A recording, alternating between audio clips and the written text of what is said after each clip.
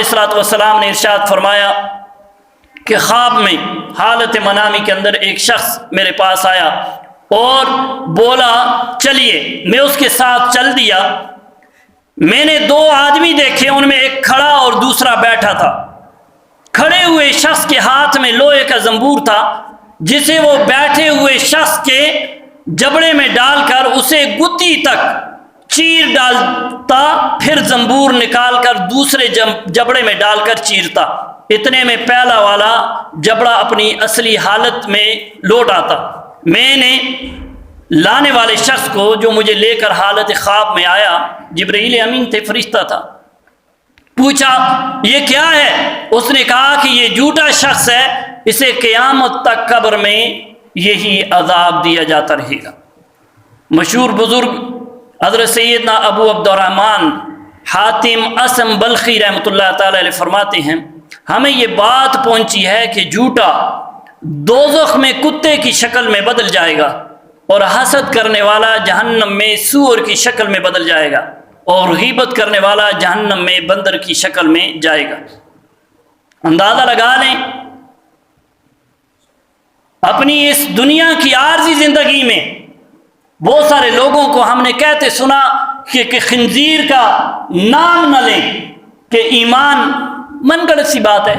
ایمان نہیں آتا 40 دن تک۔ بہت ساری من گڑت باتیں دین متین کے اندر شامل کر دی جاتی ہیں اپنی کم علمی کی وجہ سے۔ تو اب اس پر سے ہر کوئی شخص جو ہے گریز کرتا دکھائی دیتا ہے، لیکن تعلیمات نبی صلی اللہ تعالی علیہ وسلم کی طرف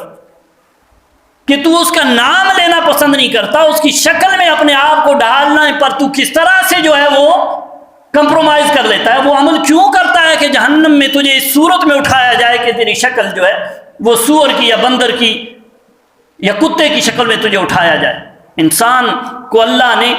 جو ہے اشرف المخلوقات بنایا ہے، اور عقل اور شعور کی بنیاد پر اس کو یہ بنایا ہے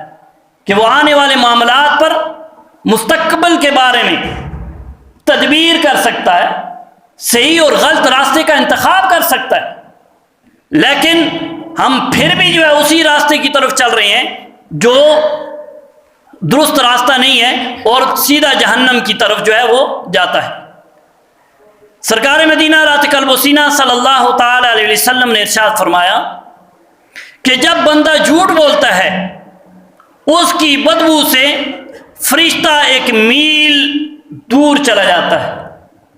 انسان کے جھوٹ بولنے سے فرشتہ 1 میل دور نکل جاتا ہے، اور جس تسلسل کے ساتھ ہم جھوٹ بولتے ہیں، مجھے بتاؤ ذرا، غور کرنے کی بات ہے، تو یہ ہمارا فرشتہ جو ہمارے ساتھ محافظ ہے یا کرامن کاتبین ہے، اس کو کتنا سفر طے کرنا پڑتا ہوگا مشرق سے مغرب تک، کیونکہ تسلسل کے وہ آج کل تو ویسے ہی میں نے گزشتہ جمعۃ المبارک میں بھی بولا ہے کہ یہ سیاسی دن تو ہے ہی جھوٹ کا سیزن ہے۔ ہر شخص جو ہے وہ کوئی پتہ نہیں چل رہا کہ حق پہ کون ہے، باطل پہ کون ہے، سچا کون ہے، جھوٹا کون ہے، تو تسلسل کے ساتھ جھوٹ بولا جاتا ہے۔ پھر آپ علیہ الصلوۃ والسلام نے ارشاد فرمایا کہ جھوٹ بولنا سب سے بڑی خیانت ہے، جھوٹ بولنا سب سے بڑی خیانت ہے، اور ایک اور مقام پر فرمایا کہ جھوٹ ایمان کے مخالف ہے، یعنی جس شخص کے اندر جھوٹ ہے اس شخص کے اندر جو ہے ایمان نہیں ہے، اور جس شخص کے اندر ایمان ہے اس کے اندر جھوٹ ہو سکتا نہیں ہے۔ پھر آپ علیہ الصلوۃ والسلام نے ارشاد فرمایا کہ لوگوں کو ہنسانے کے لیے جھوٹ بولنے والے کے لیے ہلاکت ہے۔ مجالس میں، محافل میں بہت سارے لوگ ایسے ہوتے ہیں، مسخرے ہوتے ہیں، نہ مردوں میں، نہ ہجڑوں میں، نہ مستورات میں، ان کا کام صرف اور صرف یہ ہوتا ہے کہ محفل کی رونق کو دوبارہ کرنے کے لیے کچھ بھی بول دیتے ہیں، چاہے وہ جھوٹ کا سہارا لیں، چاہے وہ جھوٹی خواب کا جو ہے وہ سہارا لیں، چاہے وہ غیبت کا، چغلی کا، یا کسی سے متعلق جو ہے کوئی گفتگو کر دیں۔ تو ان لوگوں کے بارے میں اللہ کے نبی نے فرمایا کہ ایسا شخص جو جھوٹ مذاق میں بھی بولتا ہے اس کے لیے بھی ہلاکت ہے۔ پھر فرمایا لوگوں کو ہنسانے کے لیے جھوٹ بولنے والا جہنم کی اتنی گہرائی میں گرتا ہے جو آسمان و زمین کے درمیانی فاصلے سے زیادہ ہے، اتنا جہنم میں وہ گرے گا جو محفل کے اندر اس لیے جھوٹ بول دیتا ہے کہ لوگ اس کی طرف متوجہ ہوں، اور اس کی چرب زبانی اور اس کے جھوٹے پن کی وجہ سے وہ اپنے آپ کو لوگوں کے سامنے جو ہے وہ ہیرو سمجھتا ہے اور لوگوں کو اپنی طرف متاثر کر کے جو ہے اپنی طرف راغب کرتا ہے۔ پھر آپ علیہ الصلوۃ والسلام نے ارشاد فرمایا کہ جھوٹ بولنے سے منہ کالا ہو جاتا ہے۔ یاد رکھیں جو شخص کثرت کے ساتھ جھوٹ بولتا ہے،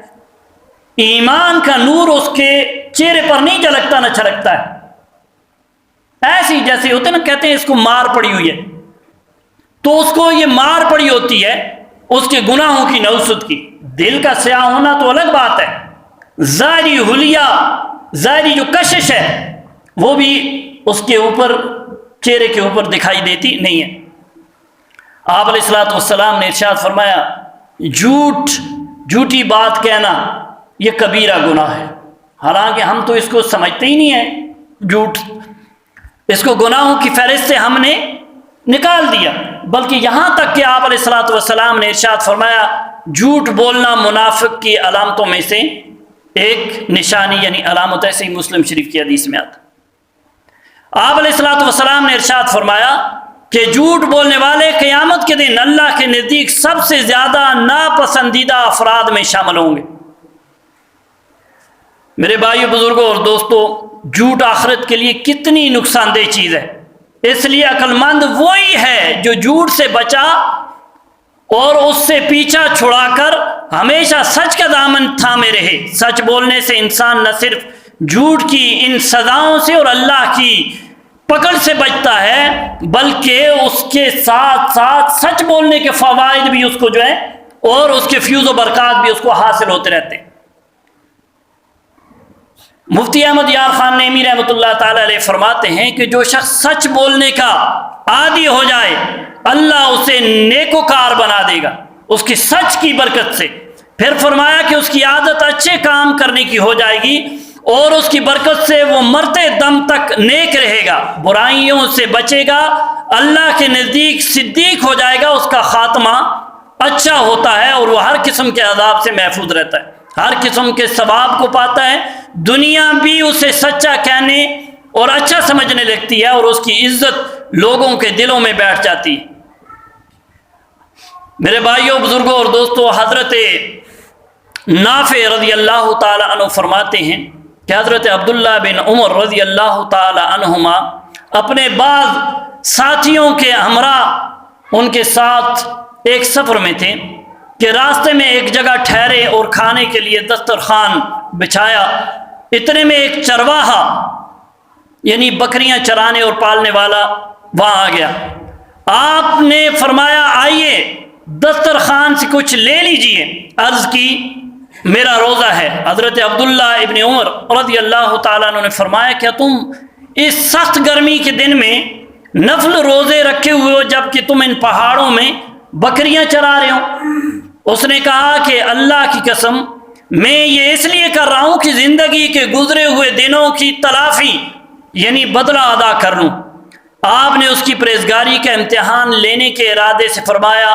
کیا تم اپنی بکریوں میں سے ایک بکری ہمیں بیچو گے؟ اس کی قیمت اور گوشت بھی تمہیں دیں گے تاکہ تم اس سے روزہ افطار کر سکو۔ اس نے جواب دیا کہ یہ بکریاں میری نہیں ہیں، میرے مالک کی ہیں۔ آپ نے آزمانے کے لیے فرمایا کہ مالک سے کہہ دینا کہ بھیڑیا ان میں سے ایک کو لے گیا ہے۔ غلام نے کہا تو پھر اللہ کہاں ہے؟ پھر اللہ کہاں ہے؟ یعنی اللہ تو دیکھ رہا ہے، وہ تو حقیقت کو جانتا ہے اور اس پر میری پکڑ فرمائے گا۔ جب آپ رضی اللہ تعالیٰ عنہ مدینے واپس تشریف لائے تو اس کے مالک سے غلام اور ساری بکریاں خرید لیں، پھر چرواہے کو آزاد کر دیا اور بکریاں بھی اسے تحفے میں دے دی۔ صرف سچ بولنے سے اس دنیا میں ڈھیروں بلائیاں نصیب ہوتی ہیں، بلکہ بندہ جھوٹ جیسے گناہ میں مبتلا ہونے سے بھی بچ جاتا ہے۔ اس لیے ہمیشہ سچ بولنے کی عادت بنائیے اور جھوٹ بولنے کی عادت سے جان چھڑانی چاہیے۔